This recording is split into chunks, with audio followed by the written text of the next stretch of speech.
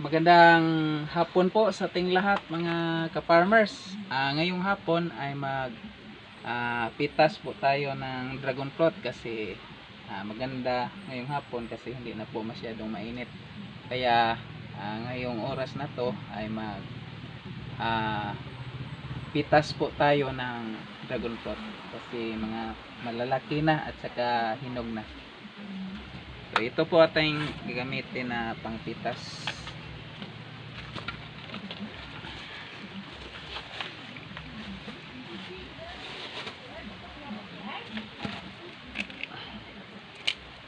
Sobrang laki mga ka-farmers. Parang ano ito, kalahating kilo po ito kasi talagang sobrang laki. Ang laki. Yung misis ko nang mag-ano.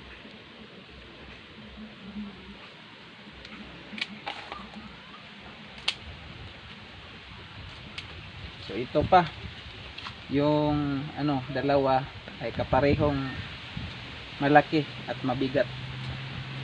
So, ito na ang dalawa nating nakuha.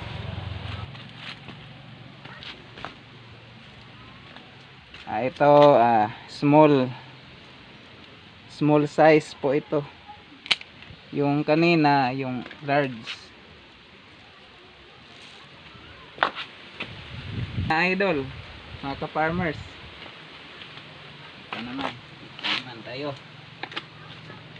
Ganito lang magpitas mga ka-farmers. Small size pa rin.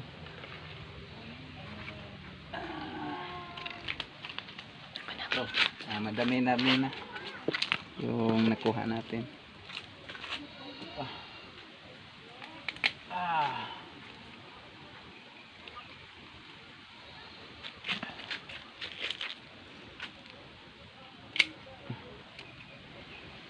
So ito na, dami na mga ka-farmers. Tignan nyo,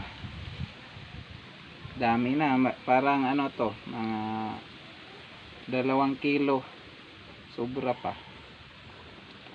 Ito na lang kasi ang bigat. Ano pa mga ka-farmers, dito sa ibabaw, kunin po natin to.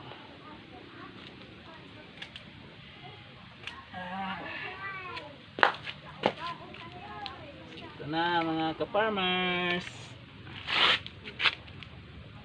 Grabe mga ka-farmers, 3 kilo po yata to kasi halos malalaki po ang ating nakuha.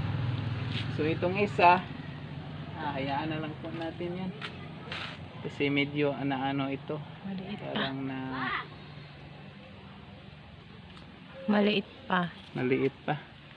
So ito pa na yan pwede kunin. at ipapakita ko po sa inyo yung laman kasi kumain kami ngayon. Sige, videohin ka lang.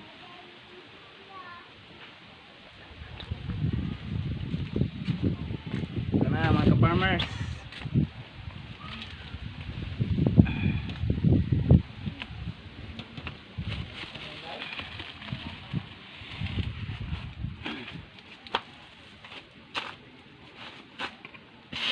Ito na yung nakuha natin. Tikman po natin.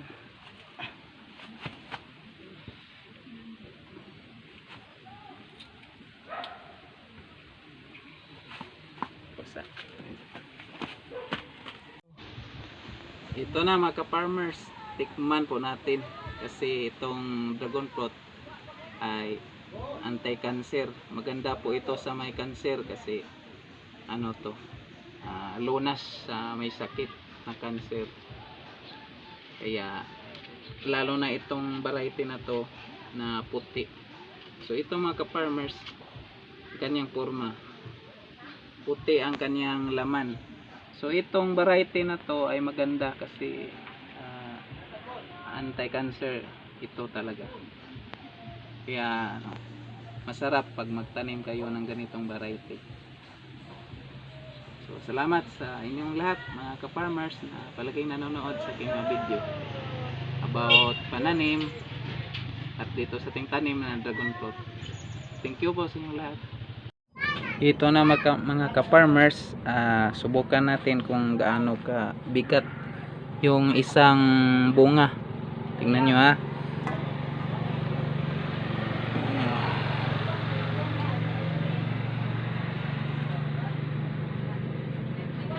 So lagpas kalahating kilo ang isang bunga na ating itinimbang mga ka-farmers.